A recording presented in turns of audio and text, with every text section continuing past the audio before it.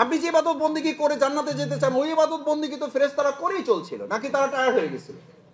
তাদের সাথে চ্যালেঞ্জ করে আপনাকে পৃথিবীতে আল্লাহ তাআলা কেন পাঠাবার সিদ্ধান্ত নিলেন? ইন্নী জাইলুন ফিল আরদে খলিফা, তারা আমার প্রতিনিধিত্ব করবে, আমার রাজত্ব করবে তারা। আরে ভাই, আমাদেরকে আল্লাহ তাআলাই পাঠিয়েছেন রাজত্ব করার জন্য, আর কয় যে মুসলিমরা সব করবে, তারা শুধু রাজনীতি করবে না, এটা ডাহাবিত্যকতা, মুসলিমদের অধিকার হরণ করা। আমাদেরকে পৃথিবীতে পাঠানোই হয়েছে রাজত্ব করার জন্য। আমরা রাজত্ব করব, দেশ, এই সমাজ, রাষ্ট্র আমরা পরিচালনা করব। আসসালামু আলাইকুম ওয়া রাহমাতুল্লাহি ওয়া বারাকাতুহু। প্রথমে আমরা যে কোনো কর্মসূচি বা প্রশিক্ষণমূলক কর্মসূচির জন্য 5টি জিনিসকে সামনে রাখা খুব গুরুত্বপূর্ণ। যে এই জাতীয় আলোচনার মাধ্যমে মূলত আমরা শুরুতেই আমাদের ঈমানটাকে আমরা বৃদ্ধি করা টার্গেট নিতে চাই। কারণ আমাদের সমস্ত আমলের পিছনে ঈমান থাকা অনিবার্য করা হয়েছে। ঈমান থাকলে আমলগুলো কাজে লাগবে, না হলে আমলগুলো কাজে লাগবে। এখন ঈমানের স্তরটা কি? ঈমানের স্তর হচ্ছে যা ঈমান আছে, ওয়া ইযা তুলিয়াত আলাইহিম আয়াতুহু যাদাতহুম ঈমানা। কোরআন এবং হাদিসের আলোচনা শুনলে যদি ঈমান বাড়ে, তাহলে আমাদের বুঝতে হবে যে আমার ঈমানটা যথাযথ আছে। আর কোরআন হাদিসের আলোচনা শোনার পর যদি ঈমান বৃদ্ধি না পেয়ে তার জায়গায় থাকে, অর্থাৎ ঈমানের কোনো অনুভূতি তৈরি হয় না, তাহলে বুঝতে হবে ঈমান তার যথাযথ জায়গায় মর্যাদার সাথে সেটাকে আমি এখনো ধারণ করতে পারিনি। কেননা কোরআন এটা বলে দিয়েছে, আয়াতুহু যাদাতহুম ঈমানা। আল্লাহ তাআলার এই নিদর্শন, আল্লাহ তাআলার এই বর্ণনা যখন তোমাদের কাছে হবে, সেই বর্ণনাকারী ব্যক্তি যত দুর্বল হোক, আলোচনাটা তো দুর্বল না, কথাগুলো তো দুর্বল না। কথাগুলো কি দুর্বল? কারণ আমরা যা কথা বলছি, আমরা তো আমাদের সংগঠনের কথা বলছি না, আমরা তো আমাদের আমিরে জামাতের কথা বলছি না, আমরা তো কোনো ব্যক্তির কথা বলছি না, আমরা বলছি কার কথা? আল্লাহর কথা।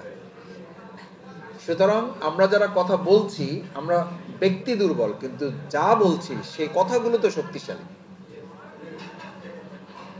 সুতরাং সেই শক্তিশালী কথাগুলো যারা শুনবে, তারা যদি সেখান থেকে ঈমানের শক্তি অর্জন করতে না সক্ষম হয়, সুযোগ না পায়, তাহলে বুঝতে হবে যে আমি ওই কথাগুলো ধারণ করার মতো ঈমান আমার মধ্যে এখনো তৈরি হয়নি।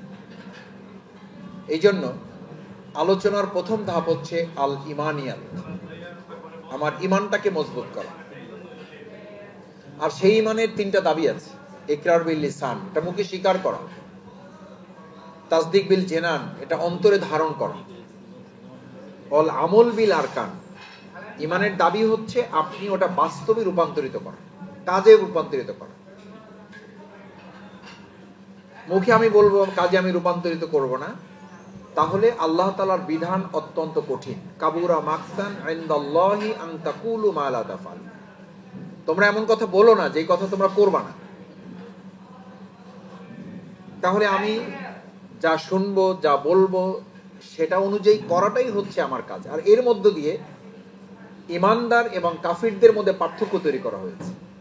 ঈমানদার যারা, তারা যা শুনবে, তাদের বক্তব্য হচ্ছে সামি'না ওয়া আতা'না। তারা শুধু শুনে বসে থাকবে না, শোনার পরে সে একটা সিদ্ধান্ত নেবে যে আমি শুনলাম। বলেন, পিছনে শোনা যায় কি? শুনলাম, শুনলাম, বলেন, শুনলাম, মানলাম। সামি'না বাংলা শব্দের চেয়ে আরবি শব্দ মুখস্থ রাখা তো সহজ। সামি'না ওয়া আতা'না।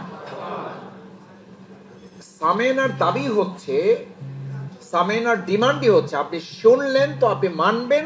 এটা হচ্ছে সামি'নার হক,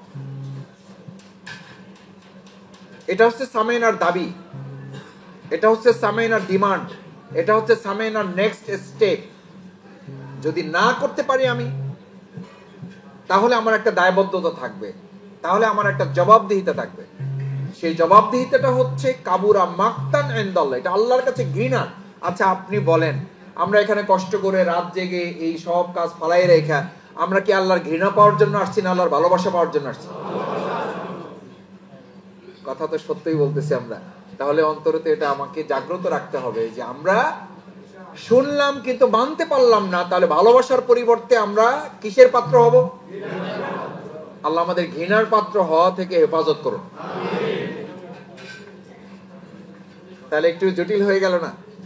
যে আমরা প্রোগ্রামে আসলাম আল্লাহর ভালোবাসা পাওয়ার জন্য, আমরা প্রোগ্রামে আসলাম আল্লাহর সন্তুষ্টির জন্য, আমরা শিখতে আসলাম এই জন্য যে আমরা আল্লাহর পছন্দনীয় বান্দা হতে চাই।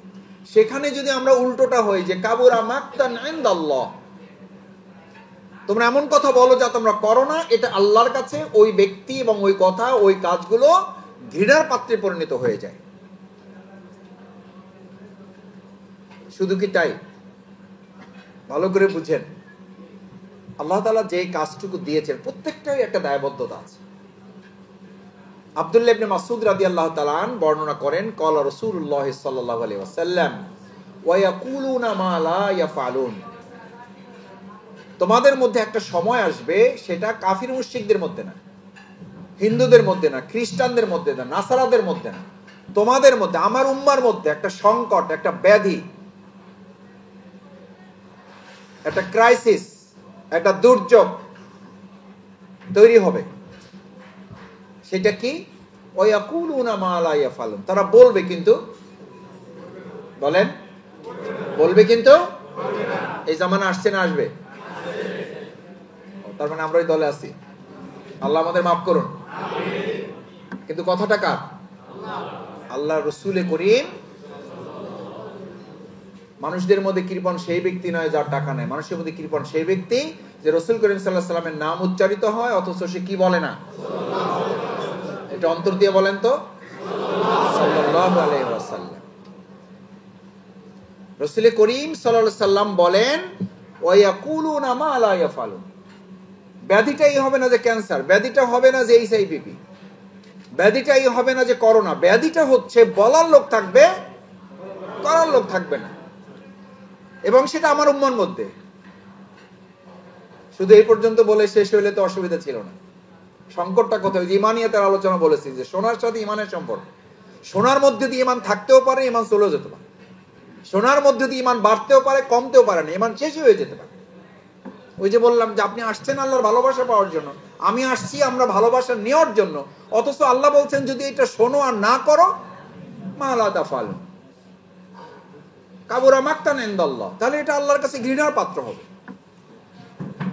রাসূল করিম সাল্লাল্লাহু আলাইহি ওয়াসাল্লাম এবার বললেন ওয়ায়াফআলুনা মা লা ইউমানুন, একেবারে যে কিছু করার লোক থাকবে না তা না, আলোচনা শুনবে, বুঝবে, নিজের পছন্দ হইলে করবে, না হলে করবে না, নিজের ভালো লাগলে করবে, না হলে করবে না, নিজের ইচ্ছা মতো হইলে করবে, না হলে করবে না, ব্যাসার্ধের মধ্যে পড়লে করবে, না হলে করবে না। সুবিধা মতো ব্যাসার্ধ না, মনে আছে ছাত্র জীবনে জ্যামিতি কম্পাস ব্যবহার করতাম, আমাদের স্যাররা বলতো ধরো মাঝখানে, এবার সুবিধা মতো কি নাও, ব্যাসার্ধ নাও, ওর মধ্যে যা পড়ে তার মধ্যে জ্যামিতি আঁকতে হবে। তো ইসলাম বলছে তোমার সুবিধা মতো ব্যাসার্ধ নিয়ে ইসলাম না, বরং ইসলামের ব্যাসার্ধটাকে সুবিধার মধ্যে ফেলতে হবে। এই সুবিধার মধ্যে ফেলতে গিয়া কেউ কেউ মনে করে যে মৃত্যুর পরে আমার দোয়াটা যেন এটা হয় বিসমিল্লাহি ওয়ালা মিল্লাতি রাসূলিল্লাহ, আমাকে আল্লাহ রসুলের মিল্লাতের উপরে ওখানে রাখা হচ্ছে, আর আমি সেই লোক এখন জীবিত থাকায় বলে যাচ্ছি রসুল করিম সাল্লাল্লাহু আলাইহি ওয়াসাল্লামের মিল্লাতের উপর আমার জীবন থাকবে, কিন্তু আমার রাজনীতি রসুল সাল্লাল্লাহু আলাইহি ওয়াসাল্লামের উপর থাকবে না। এই লোককে আপনি একবার না 1,00,000 বার বিসমিল্লাহি ওয়া আলা মিল্লাতি রাসূলিল্লাহ বলে রাখলেও এই লোক কি রাসূল সাল্লাল্লাহু আলাইহি ওয়াসাল্লাম মিল্লাতে রাখলো না কুফরি মিল্লাতে? আল্লাহ রাসূল করিম সাল্লাল্লাহু আলাইহি ওয়াসাল্লাম তো সেইটাই বলতে যে সুবিধা মতো ব্যাসার্ধ নেয়, ওয়ায়াফআলুনা মা লা ইউমান, একেবারে যে করার লোক থাকবে না তা না, মসজিদ ইসলামের ভিত্তিতে চালাবে কিন্তু সংসদ চালাইতে চাইবে না। এই কথা বলার লোক আগের জামানায় ছিল, এখন নাই, ভবিষ্যতে আসবে। এই সমস্যা রাসূল সাল্লাল্লাহু আলাইহি ওয়াসাল্লামের সময় ছিল, এখন নাই। এখন থাকলেও নরমালি আছে, অসুবিধা তো নাই। এখন থাকলেও তাদের সাথে আমাদের বন্ধুত্ব থাকবে, অসুবিধা তো নাই। রাসূল সাল্লাল্লাহু আলাইহি ওয়াসাল্লাম তাদের সাথে 27টা যুদ্ধ করেছেন নিজে নেতৃত্ব দিয়া, আর আমরা বলবো যে না কোনো অসুবিধা নাই, আপনারা আপনাদের মতো বলেন, আমরা আমাদের মতো বলবো, কোনো সমস্যা নেই। ভাইয়েরা, ওয়া ইয়াফআলুনা মা লা ইউমারুন। একেবারে যে কথা শুনবে না, কেউ টুকটাক কাজ করবে না, তার মসজিদ তো থাকবে, মাদ্রাসা থাকবে, এবং মসজিদে শুধু থাকবে না, মসজিদ মুসল্লি ভরে যাবে, রাস্তায় জায়গা থাকবে না। আপনি এটা দেখে, আমি এটা দেখে কখনো কখনো আনন্দিত হচ্ছি না। শুধু কেউ কেউ আমাদেরকে বলছে যে মাসুদ ভাই এই সমস্ত ছাড়েন। আশা করা যায় এমনি কি দেশে ইসলামী বিপ্লব বলে না, বলে না? এই দৃশ্য দেখে আপনি বলতেছেন এমনিতে ইসলামী বিপ্লব হয়ে যাবে। আর রাসূল করিম সাল্লাল্লাহু আলাইহি ওয়াসাল্লাম 1400 বছর আগে এই দৃশ্য দেখে বলেছিল মাসাজিদুহুম আমেরা, তোমাদের মসজিদগুলো মুসল্লিতে পরিপূর্ণ হবে, ওহিয়া খরাবু মিনাল হুদা, ওখানে হেদায়েত থাকবে না, ওয়ালাইসা ফিহিম মুমিন, ইমাম থেকে শুরু করে একদম পিছনের কাতারে জুমার নামাজে যে আয়েশা রাস্তায় জায়নামাজেরও বিছানোর সময় পায় না, আরেকজনের জায়নামাজে ভাগে দাঁড়াইছে বুঝছেন তো, নিজের পুরোটা বিছাবারও জায়গা হয় নাই, জায়গাই নাই, কোথায় দাঁড়াবে, হেইলে তার কোনায় দাঁড়াইছে। এইরকম উপচে পড়া মুসল্লি যখন হবে, তখন ইমাম থেকে শুরু করে ওই শেষ কাতার পর্যন্ত ব্যক্তি খুঁজে একজন ইমানদার বের করা যাবে না। এটা আপনারা সবাই মিলে যদি ঠিক না বলেন, তাতে ঠিক হয়ে যাবে এটা। আর এটা কার কথা? ওয়ালাইসা ফিহি মুমিন, ওয়ালাইসা ফিহি মুমিন, কারণ বলার লোক থাকবে, কি থাকবে না? করার লোক থাকবে না। তাহলে আজকে আমরা এখানে যারা আসছি, আমরা বলার এবং শোনার লোক আসছি ইনশাআল্লাহ। দেখছেন পরিস্থিতি। নাস্তা হয়েছে ভাইদের? ও নাস্তা দিবেন, এই জন্য এই অবস্থা। নাস্তাটা দিয়ে দেন ভাই।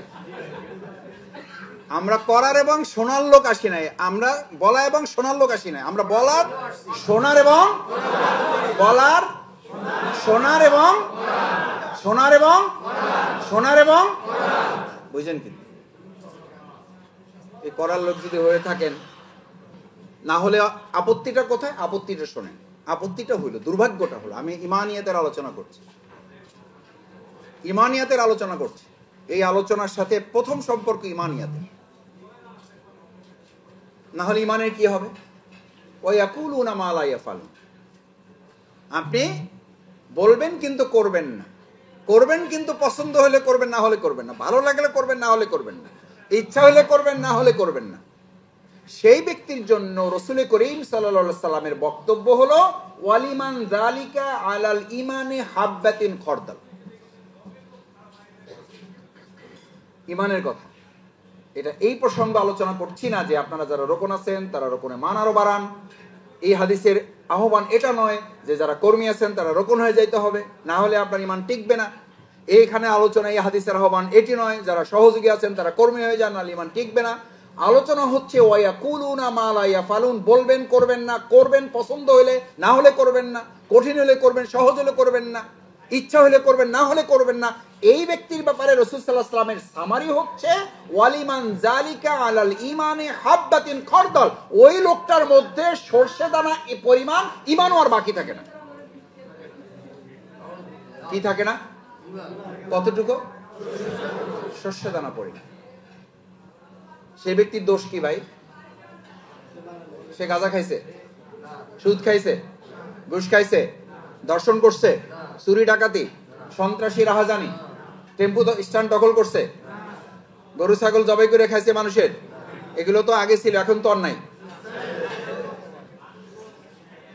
কারণ আপনারা এগুলো করেন নাই, আপনারা ভালো, আপনারা এগুলোর মধ্যে না। আল্লাহ রাসূল সাল্লাল্লাহু আলাইহি ওয়াসাল্লাম বলেছেন এগুলো কিচ্ছু করার দরকার নাই তোমার, এর ধারে কাছেও তুমি যাও নাই। তোমার অন্যায় শুধু এইটুকু, তুমি বলছো করো নাই, এবং যাও করছো তাও নিজের ইচ্ছা মতো করছো। ইসলাম যা বলছে তা করো নাই, তোমার ইচ্ছা মতো তুমি কাজ করছো। এইটুকুর অপরাধে তার ইমানের স্তর বলা হয়েছে ওয়ালিমান যালিকা আলাল ইমানে হাববাতিন খরদাল। তার মধ্যে আর সর্ষে দানা এক পরিমাণ ইমানও বাকি থাকে না। ভাইয়েরা, আমরা কি ইমান বাকি থাকা হারানোর জন্য আসছি, না ইমান আরো মজবুত করতে আসছি? তাহলে যা শুনবো তা, এটা হলো এক নম্বর কথা। আলোচনার প্রথম দাবি হচ্ছে রাসূল করিম সাল্লাল্লাহু আলাইহি সাল্লামকে আল্লাহ তাআলা কোরআনে বারবার স্মরণ করিয়েছেন সামি'না ওয়া আতা'না। সে শুনবে এবং সাথে সাথে তার মানার জন্য সে সিদ্ধান্ত নেবে। সাহাবা আজমাইন কিরামগণদের মধ্যে এমন স্পৃহা ছিল যে তারা আলোচনা শুনেছেন আমরা তো রাতের খাবারের জন্য অপেক্ষা করি, আর তার দুই হাতে বাটিতে খেজুর ছিল, এক হাতের মুখে দিয়েছে, বাকিগুলো ফেলে দিয়েছে। ওইটা খাওয়ারও সময় তার হাতে বাকি ছিল না, এই জন্য যে তাতে সে সময় নষ্ট হবে, সে সিদ্ধান্ত বাস্তবায়নে ওই সময়টুকু নষ্ট করতে। আর আমরা কি বলি, কবে আলহামদুলিল্লাহ আলোচনা ভালো হয়েছে, সিদ্ধান্ত নিয়েছি, ইনশাল্লাহ 2 বছর সময় দেন। কয় ভাই ইনশাল্লাহ 6 মাসের মধ্যে পরিস্থিতি একটা ঘটাই দেবো, কি যে হবে বুঝতে পারবেন। রাসূল করিম সাল্লাল্লাহু আলাইহি সাল্লামের কাছ থেকে ওই সাহাবী যখন রওনা দিয়ে গিয়েছেন যে আমি যুদ্ধে অংশগ্রহণ করব, শহীদ হবে, শাহাদাতের মর্যাদা গ্রহণ করব, আমার জন্য আপনি দোয়া করেন। আল্লাহ তাআলা সেই সময় জিবরাইল আমিনকে পাঠিয়ে তার জন্য ফয়সালা দিয়ে দিয়েছেন। এই সাহাবী ওখান থেকে উঠে আসার সময় যে সিদ্ধান্ত মনের থেকে আপনাকে বলেছে এবং জানিয়েছে, আমি আল্লাহ তাআলা জিবরাইল আমিনকে নির্দেশ দিয়েছি তার নাম জীবিত অবস্থায় শহীদের তালিকায় লিপিবদ্ধ করো। আচ্ছা, আজকে যারা এখানে আছেন, আমরা সেই শাহাদাতের তামান্নাটাকে সামনে উজ্জীবিত করে আমরা কি আজকে এরকম একটা সিদ্ধান্ত নিয়ে, আমরা হয়তো জানবো না, কিন্তু আল্লাহ তাআলা তো সেই সিদ্ধান্ত কিন্তু তখন রাসূল সাল্লাল্লাহু আলাইহি ওয়াসাল্লাম জানতে পারেন না, এবং তিনি জানলেও সাহাবীদেরকে জানিয়েছেন কখন? যখন ওই সাহাবী ইন্তেকাল করেছেন কোনো যুদ্ধ করা ছাড়াই, শহীদ হন নাই, রক্তও ঝরে নাই, আঘাতও পান নাই কোথাও, এক ফোঁটা রক্ত, একটা চিমটিও কাটে নাই কাউকে, এই চিমটি কাটার পরিস্থিতিও তার জীবনে তৈরি হয়নি। অসুস্থ অবস্থায় বাড়িতে বিছানায় মৃত্যুবরণ করেছে। রাসূল করিম সাল্লাল্লাহু আলাইহি ওয়াসাল্লাম তার কাছে গিয়েছেন, জানাজায় ইমামতি করেছেন, নিজে কবরে নেমে আবু বকর ওমরের মতো সাহাবীকে নির্দেশ দিয়েছেন, তোমার ভাইয়ের কফিন এমন ভাবে নামাও আদাবান ইলা আখাকুমা, তোমার ভাইয়ের কফিন নামাতে গিয়ে যেন আদবের কোনো, কাকে বলছে? আবু বকর ওমর রাদিয়াল্লাহু তাআলা আনহুর মতো দুইজন জবরদস্ত সাহাবী। তারা জানাজা শেষে দেখলেন যে রাসূল করিম সাল্লাল্লাহু আলাইহি ওয়াসাল্লাম তার জন্য দোয়া করছেন, ইয়া আল্লাহ, আমি এই কফিন কবরস্থ করার আগ পর্যন্ত সন্তুষ্ট ছিলাম, আপনি আল্লাহ মেহেরবানি করে তার উপর সন্তুষ্ট হয়ে যান, জান্নাত না জাহান্নাম? আল্লাহু আকবার।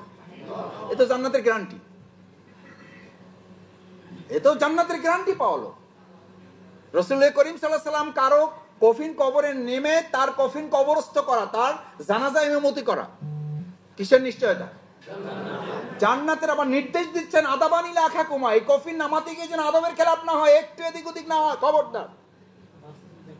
ওমর এবং আবু বকর থরথর করে কাঁপছেন। রাসূল সাল্লাল্লাহু আলাইহি ওয়াসাল্লাম মুনাজাত শেষ করার পর, দোয়া শেষ করার পর জিজ্ঞেস করছেন, ইয়া রাসূলুল্লাহ, তার বৈশিষ্ট্যটা কি?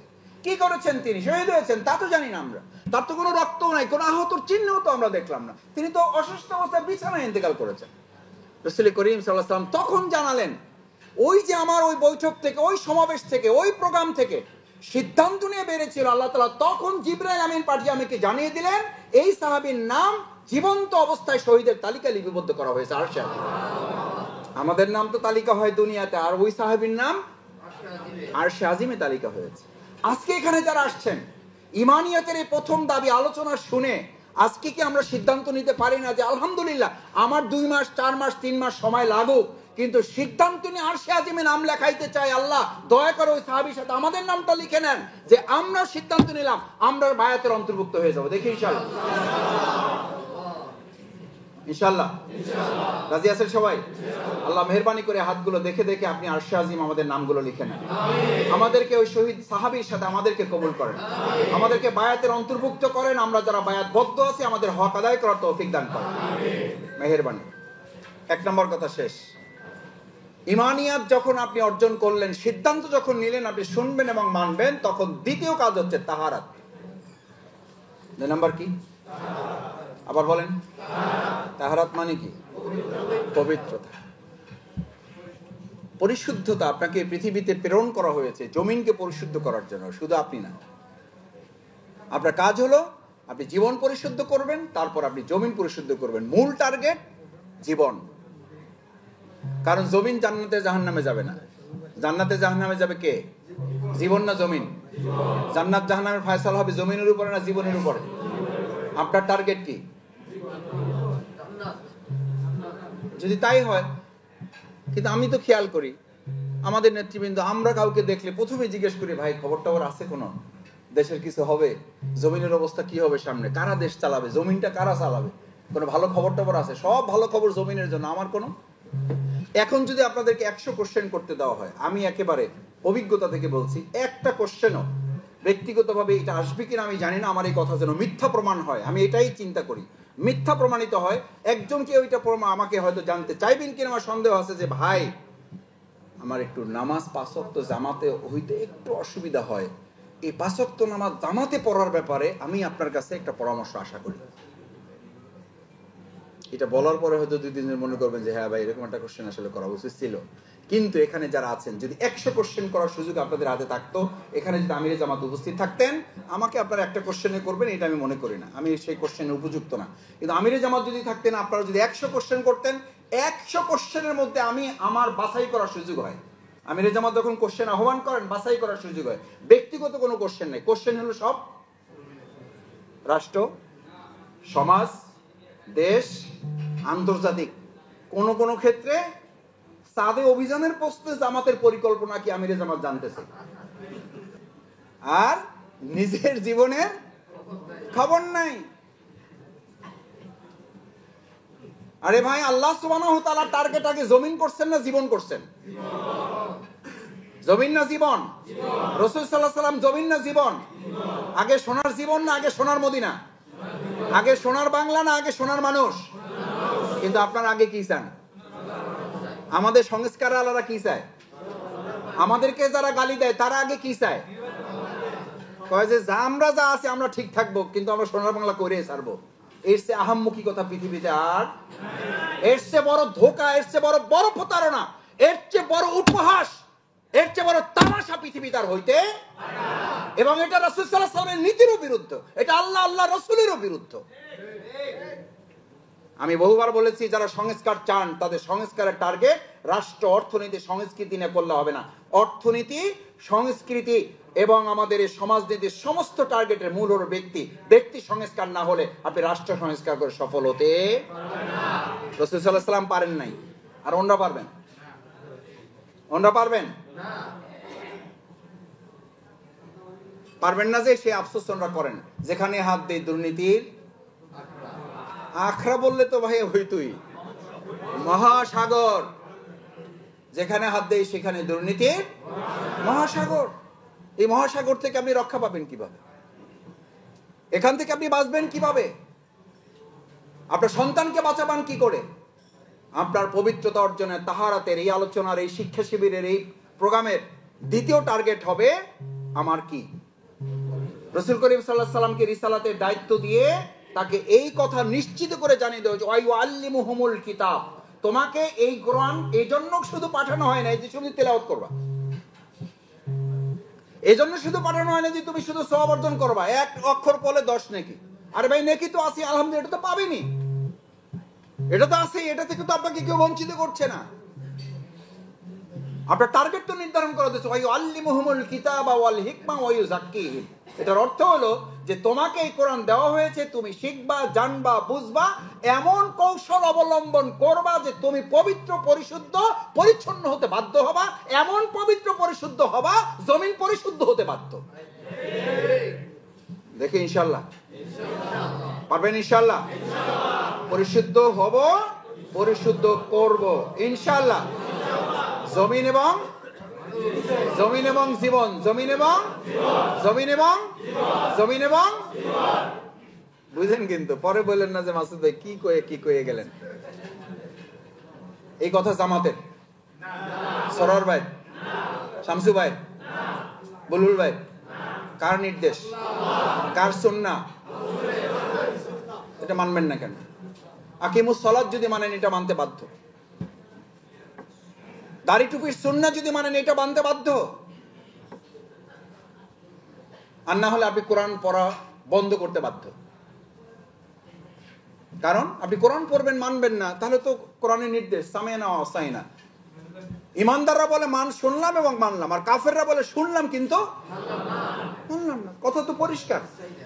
আপনি ব্যাপারটাই তো এরকম, এটা তো খুশি অখুশির ব্যাপার, এটা তো পছন্দের ব্যাপার। এটা আপনি চাইলেন মানলাম, হইলো না, ইচ্ছা হইলো করলাম না, ব্যাপারটা তো এরকম না। তাহলে সিদ্ধান্ত হইতে হবে যে ভাই আমার ইমান থাকলো না থাকলো তাতেও আমার কিছু।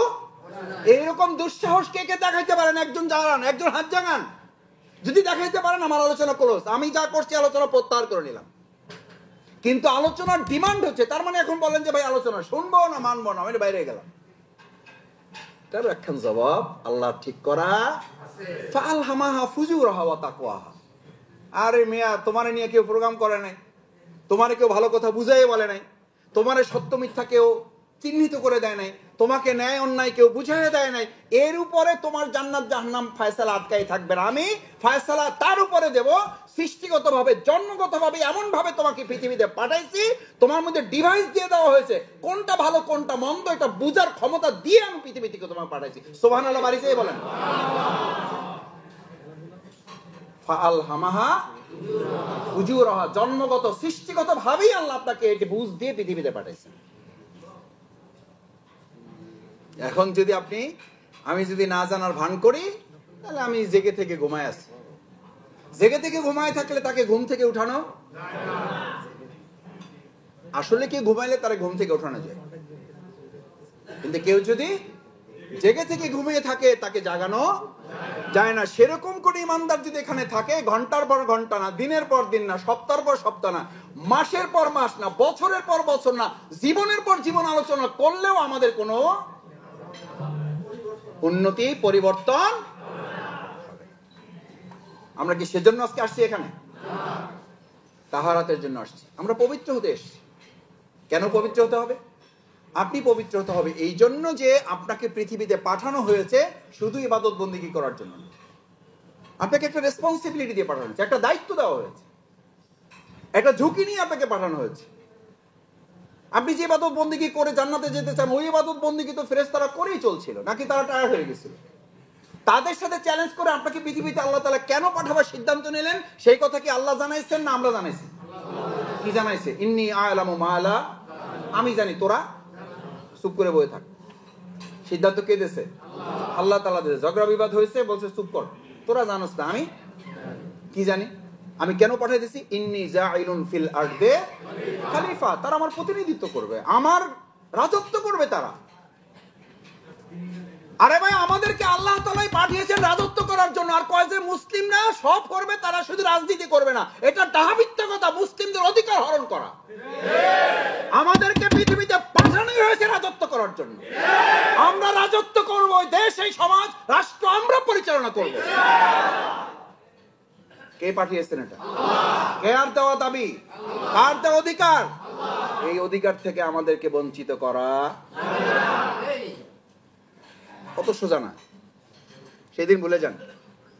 যে আমাদের গ্রামে একটা কথা বলে, সেই দিন নাই রে নাতি, খাবুলে খাবুলে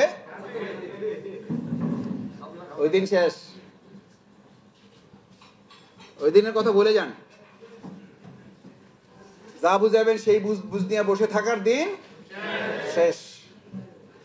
আমরা 17 বছরই মাথা নোয়াইনি, ভবিষ্যতে আমরা মাথা নোয়াবো না।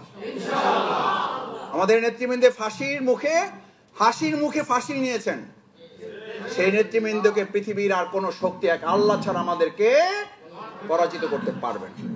আমরা ইসলামকে বিজয়ী করি, তার প্রতিশোধ গ্রহণ করি। এটা শুধু আপনাদের এই বলার মধ্যে থাকলে হবে না। এই জমিন পরিবর্তনের জন্য আপনার পবিত্রতা অর্জনের প্রথম ধাপ হচ্ছে আমি নিজে পবিত্র হব। পারবেন ইনশাআল্লাহ? না হলে ক্ষতিটা কি? ক্ষতিটা হচ্ছে ওই যে আপনি যদি পবিত্র, পরিচ্ছন্ন, পরিশুদ্ধ হওয়ার সিদ্ধান্ত নিতে না পারেন, তাহলে যে উদ্দেশ্যে আপনাকে প্রেরণ করেছেন, ফেরেশতাদেরকে আল্লাহ তাআলা যে কথা জানিয়ে তাদেরকে থামিয়ে দিয়েছিলেন যে আমি তো পাঠাবার একটা উদ্দেশ্য আছে। আরে মিয়া, তোমরা সারাদিন ইবাদত বন্দেগী করো, এটা ঠিক আছে, কিন্তু তোমাদেরকে বললে তোমরা সমাজ রাষ্ট্র পরিচালনার কাঠামো তোমাদেরকে দেওয়া হয় না, এটা তোমরা পারবা না, ওইটা আমি দিয়ে তাদেরকে পাঠাচ্ছি। আমি আমার বিরাট সম্মান মর্যাদা, ওয়ালাকাদ কাররামনা বানি আদম, এখানে আমার শিক্ষক তুল্য অনেক ওলামায়ে কেরাম আছে, যাদের আমি ছাত্র হওয়ারও যোগ্য না, সেই শিক্ষকরা এখানে আছেন। ভালো করে বুঝেন, তারা আমার ভুল হলে ধরাই দিয়েন। ওয়ালাকাদ কাররামনা বানি আদম, আমি আদমকে সম্মানিত করি নাই, শুধু অবশ্যই সম্মান এবং মর্যাদা দিয়ে আমি আদমকে সৃষ্টি করেছি। কাররাম, এই কাররাম শব্দ ব্যবহৃত হয় আর কোথায়? কোরআনুল, বলেন কোরআনুল কারীম। রব্বে রব্বে রব্বে নবিয়ে নবিয়ে সুবহানাল্লাহ, বাড়ি যাই বলবেন। সেই কারীম কার সাথে? সেই কারীম কার সাথে? আপনার সাথে আল্লাহ যুক্ত করেছেন। আর একবার অন্তর থেকে বলেন সুবহানাল্লাহ। আচ্ছা এবার বলেন, মর্যাদা যার যত বেশি, দায়িত্ব তার তত কম। আহা, তাহলে আপনি কেন মনে করতেছেন নামাজ, রোজা, হজ, যাকাত করি আপনি জান্নাতে চলে যাবেন? এই কথা আমরা বললে আমাদের দোষ। কয় যে হেতেরা নামাজ রোজার মর্যাদা কমাই হেলাইছে। আরে ভাই, এটা কি নামাজ রোজা মর্যাদা কমানো না বাড়ানো? নামাজ রোজা তো ট্রেনিং ইস্যু, প্র্যাকটিক্যাল ইস্যু তো হচ্ছে আকিমুদ্দিন, আল্লাহর জমিন, আল্লাহর দিনকে বিজয় করা। আপনাকে পাঠানো হয়েছে এই জন্য। নামাজ, রোজা, হজ, যাকাত, এই তাসবিহ, তাহলিল, জিকির, আজকার, এগুলো ফেরেশতারা করতে পারতো না? পারতো না? নাকি টায়ার্ড হয়ে তারা রিটায়ার্ড নিছে, পেনশনে গেছে? তারা তো এই কথাই বলছিল যে এই ইবাদত বন্দেগী আমরা যা দরকার আমরা করতেছি, শুধু আমরা কেন, সমস্ত মাখলুক এটা করতেছে। এদেরকে পাঠায় ঝামেলা যায় না। আল্লাহ বলছে না এদের ঝামেলা করুক আর যাই করুক, এদের একটা মহান দায়িত্ব আছে। সেই মহান দায়িত্ব হলো শুধু ইবাদত না, মূল কথা হলো তাদেরকে আমি পাঠাচ্ছি লিউযহিরাহু আলা দ্বীনি কুল্লিহি। এই সমস্ত লাফালাফি, উড়াউড়ি, জোরাজুরি যা করুক, সেই সব মতবাদের উপরে ইসলামকে বিজয়ী করা হলো তাদের কাজ। তাহলে আমরা শুধু নামাজ পড়াই কাজ, শুধু রোজা রাখাই কাজ, শুধু টিসি করাই কাজ, শুধু এরকম আলোচনা সরাই কাজ, শুধু কর্মশালায় আমাদের জীবনের শেষ? তাহলে পরিবর্তন হবে ইনশাআল্লাহ। কারণ এটা কার দেওয়া দায়িত্ব? তিনি আপনাকে দায়িত্ব দিয়ে পাঠিয়েছেন। এই খলিফার দায়িত্ব আপনাকে দিয়ে পাঠিয়েছেন। খলিফার কাজই হলো কাপড় টুকরা টুকরা কাইটা নতুন একটা জামা বানাই দাও। আপনি এই পৃথিবীটা কাটবেন, কাইটা নতুন একটা পৃথিবী বানাই দেবেন। সুবহানাল্লাহ। 3 নম্বর আমি আলোচনার শেষ দিকে যেতে চাই। 3 নম্বর হচ্ছে, আপনি যখন এই তাহারাতের কাজ সম্পন্ন করবেন তখন আপনার মধ্যে একটা গুণ, একটা বৈশিষ্ট্য তৈরি হবে। এটার নাম হলো সামাহাত। সামাহাত মানে হচ্ছে টলারেন্স, সহ্য ক্ষমতা। কি ক্ষমতা? এই যে এখানে ধৈর্য ধরে বসে আছেন, বক্তৃতা করা সহজ, শোনা ও সবাই একমত হয়ে গেছে। এটা বলতে পারলেন না যে না ভাই বলা কঠিন, সহজ শোনা চাও। আসেন সবাই আলোচনা করেন, আমি শুনি, কোনো অসুবিধা নেই। দেখছেন, একমত হয়ে গেছেন সবাই। বলা সহজ, করা কঠিন, শোনা আরো কঠিন। এই যে বসে আছেন, বসে শুনছেন, শয়তান কিন্তু আপনার লাড়াচাড়া দিচ্ছে। কি বলে? খালি ঘড়ির দিকে তাকাইতে বলে, আরে বাবা 9:30 বাজে গেছে। সেই বাসা থেকে বলে আসছি যে যাবো আর আসবো। এখানে একটা বক্তৃতা চলতেছে, বাসায় কিন্তু একটা বক্তৃতা রেডি আছে। এই যে সবাই রেডি আছে, আমি কিন্তু বলি না। দেখেন, আমার বলার আগে কিন্তু সবাই আমাকে হেল্প করছে, তার মানে বোঝা যায় যে আপনারা অভিজ্ঞতা লব্ধ। এখন সেই ক্ষেত্রে হয়তো ধরবেন যে আমাদের সে অভিজ্ঞতা আলহামদুলিল্লাহ আপনার কোনো অংশে, আরে ভাই সেই অভিজ্ঞতা আছে বলেই তো বলতেছি, সেই অভিজ্ঞতা অতিক্রম করে এসেই তো আপনাকে বলতেছি। আলহামদুলিল্লাহ আপনারাও সেই অভিজ্ঞতা অতিক্রম করে এখানে আসছেন, পারবেন ইনশাআল্লাহ। তার মানে হলো লড়াই লড়াই লড়াই চাই। পরিবারে বলবে যে কোথা থেকে আসছে, এরা কি জামাতের প্রোগ্রাম থেকে আসছে না কোনো ক্লাব থেকে আসছে? মাথাতে এত গরম হওয়ার কথা না। যাই বলছেন যে কি ব্যাপার, সালাম কালাম কি ভুলে গেছো? আমি সেই আগের আব্দুর রহিমান নাই, পবিত্র হয়ে আসছি, সালাম দাও। এটার নাম পবিত্রতা? এটার নাম পবিত্রতা? শীতের দিন তরকারি মরকারি কই, কি করছে এগুলা? ওখানে খাইয়ে আসছি সেটা তো পরের কথা, তুমি কি রাখছো সেটা আগে দেখতেছে। খাই না খাই সেটা পরে সিদ্ধান্ত। এটার নাম পবিত্রতা? এটার নাম সামাহাত। আমার এলাকায় এক লোক ছিল, প্রতিদিন বাড়িঘর ভাঙচুর।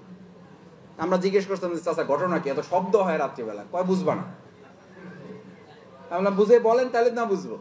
বলছে রাত করে বেশি ফিরি তো, তোমার ভাবি যদি মেজাজ খারাপ করে তাহলে তো পাল্টা অ্যাকশন আমার উপরে নেবে।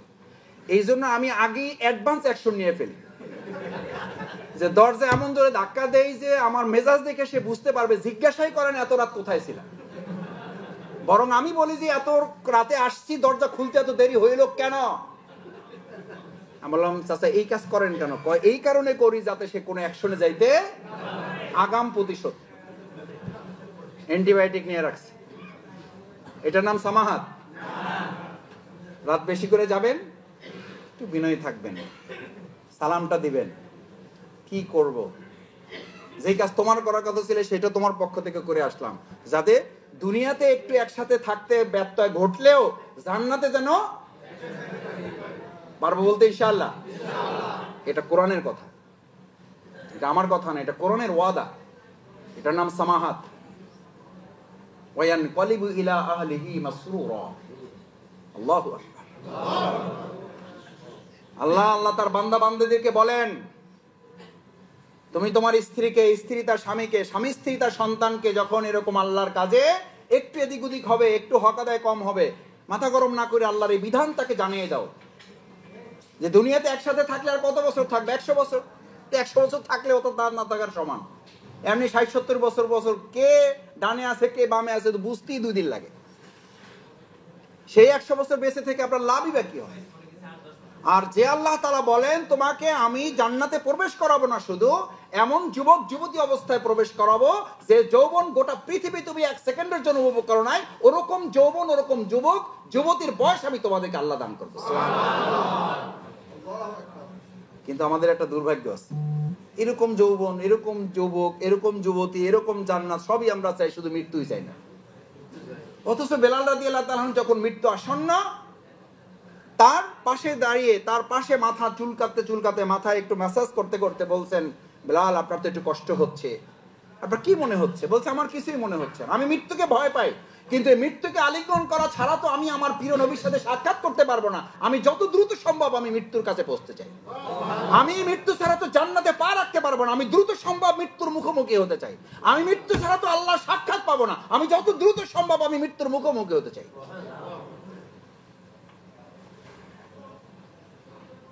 জেলখানার একজন লোক জামিন হওয়ার পর জেলে থাকতে চায় না বাইরে হতে চায়? জামিন না হইলেও থাকতে চায় না বাইরে হতে চায়? আপনি কোথায় আছেন? জেলখানায়। কার কথা? আর দুনিয়া সিজনুল মুমিনিন ওয়া জান্নাতুল লিল কাফিরিন। এটা দিয়ে বুঝার উপায় যে আপনি কি মুখী জীবন, পরকালমুখী, জান্নাতমুখী না দুনিয়ামুখী। এই বুঝার জন্য এখন একটা ল্যাবরেটরি দিয়ে দিচ্ছি, একটা এক্সরে দিয়ে দিলাম, একটা সিটি স্ক্যান দিয়ে দিলাম, একটা এমআরআই দিয়ে দিলাম, বিনামূল্যে টেস্ট রিপোর্টটা এখন নিজে বাই করে হাতে রাখেন। এখন হাতে নেন রিপোর্টটা। কি রিপোর্ট? আর দুনিয়া সিজনুল লিল মুমিনিন। যদি ইমানদার হও তাহলে দুনিয়াটা তোমার জন্য জেলখানা, ওয়া জান্নাতুল লিল কাফিরিন। যদি কাফের হও তাহলে তোমার জন্য এটা আরামখানা। এবার আপনি যদি জেলখানায় থাকেন ধরেন, তাহলে তো এখান থেকে বের হওয়ার জন্য অস্থির থাকবেন, কিন্তু আপনি কামরাই ধরে বসে আছেন কেন? তার মানে বুঝতে হবে শফিকুল ইসলাম মাসুদ ইমানদারের জীবন বাদ দিয়ে কাফেরদের জীবন ধারণ করে, জান্নাতের আরামায়েশের মনে করে বলেই এই পৃথিবী সে ত্যাগ করতে চায় না। টেস্ট রিপোর্ট পাওয়া যায়? পাওয়া যাচ্ছে?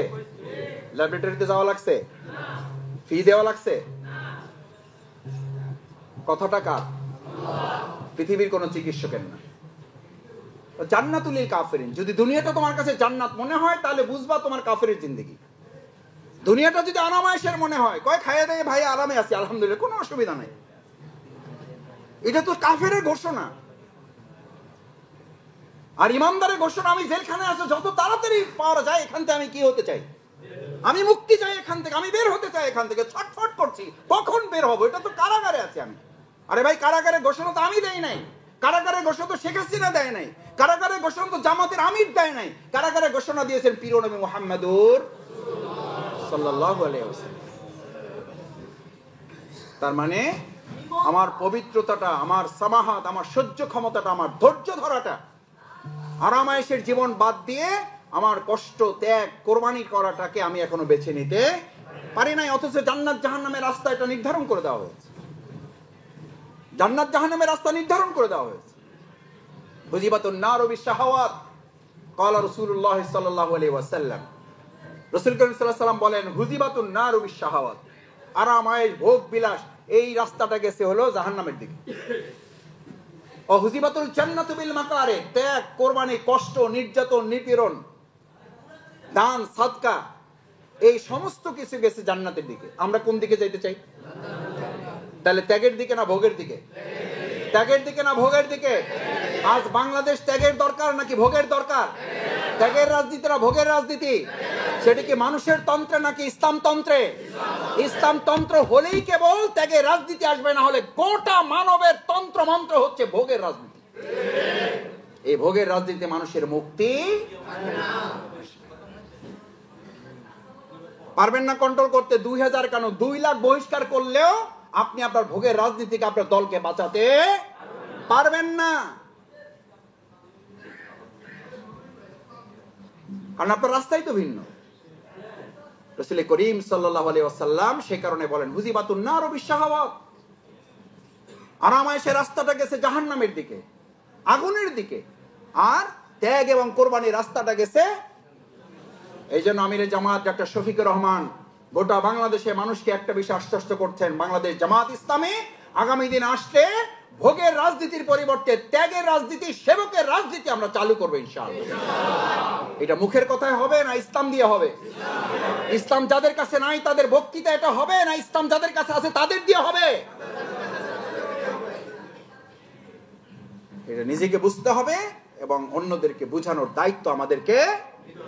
পারবেন ইনশাআল্লাহ? 4 নাম্বার ইখবাত, দৃঢ়তা। আর 5 নাম্বার হলো আদালত। এই আলোচনার মূল লক্ষ্য হচ্ছে আপনি আপনাকে পবিত্র, পরিচ্ছন্ন, দৃঢ়, সক্ষম করতে করতে আপনার ব্যাপারে ফয়সালা হচ্ছে, এই আলোচনার নীতি হচ্ছে, এই আলোচনার দাবি হচ্ছে আপনি পরিবর্তন হয়েছেন, এবার আপনি জমিনও পরিবর্তন করার সিদ্ধান্ত নেবেন। আদালত, আল্লাহর জমিন, আল্লাহর আইন কায়েম করা, এটা দায়িত্ব দিয়ে আপনাকে পৃথিবীতে পাঠানো হয়েছে।